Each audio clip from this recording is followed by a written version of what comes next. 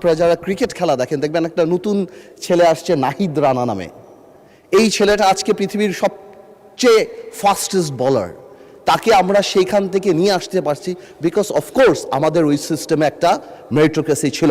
আমি বাজেটে লক্ষ্য করলাম প্রায় 41 লক্ষ ফ্যামিলি কার্ড, কৃষক কার্ড, ডে কেয়ার, ফিজিক্যালি চ্যালেঞ্জদের জন্য ইকুইপমেন্ট আনার ট্যাক্স মৌকুফ, স্টার্ট আপে সাপোর্ট, মশলা দাম কমানো, চিকিৎসা খাত বিশেষ করে ক্যান্সার, হার্ট, চোখের ব্যাপার, ওষুধ শিল্পকে কমিয়ে আনা।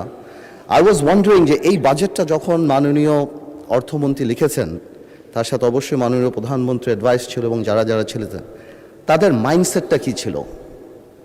মাননীয় স্পিকার, আমি মাইন্ডসেটটা দেখতে পেয়েছি for the people, welfare of the state.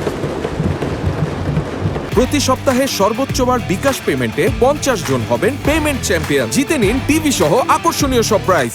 আমি এই বাজেটের মধ্যে একটা মেসেজ দেখেছি, that we care and people matter. Now this is the difference between a dictator, একটা স্বৈরাচার, আর একটা জনগণের সঙ্গে। This is very important.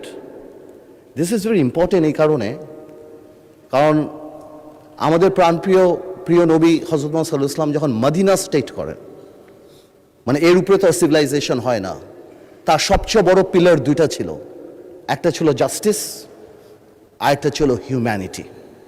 সেই হিউম্যানিটির মধ্যেই রুল অফ ল ছিল। অবশ্যই আলহামদুলিল্লাহ অত বড় নেতা, পৃথিবীর সবচেয়ে বিশ্ব মহামানব উনি, ওনার মতো রুল অফ ল তো আর পৃথিবীর কোনো দেশে আসবে না, সেখানে অবশ্যই আমাদের ঘাটতি আছে। কিন্তু এই যে ইন্টেনশনটা, এই যে জাস্টিসের ইন্টেনশন, এতিমদের জন্য, মহিলাদের জন্য, ডিস্ট্রেসড মানুষের জন্য, ফিজিক্যালি চ্যালেঞ্জ মানুষের জন্য, এই যে চিন্তাটা ইনশাল্লাহ আল্লাহ জানি আমাদের এখানে এই বরকতটা নিয়ে আসে। আমি এটাই চিন্তা করি, আমি এটাকেই রেসপেক্ট করি।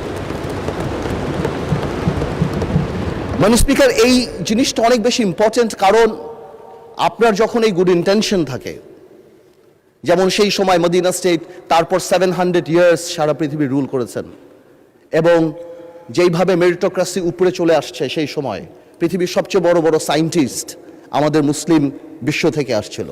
এবার আমরা এই বাজেটে এরকম প্রভিশনও আমাদের রাখা উচিত যাতে মেরিটোক্রেসি অটোমেটিক উপরে আসতে পারে।